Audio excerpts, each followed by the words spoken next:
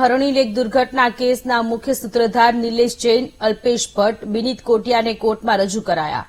કોર્ટે બિનીત કોટિયાને જ્યુડિશિયલ કસ્ટડીમાં મોકલ્યો. કોર્ટે બંને આરોપીના વધુ 3 દિવસના રિમાન્ડ મંજૂર કર્યા.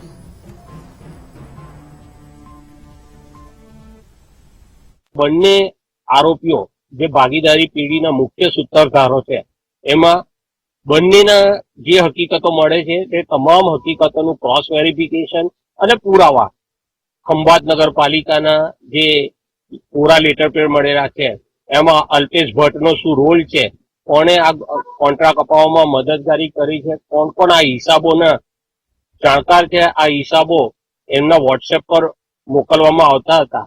આ આરોપીએ એમનો મોબાઈલ ફોન પણ તપાસ કરનાર અધિકારીથી છુપાવી રાખ્યો છે, અત્યાર સુધી રજૂ કરેલો નથી.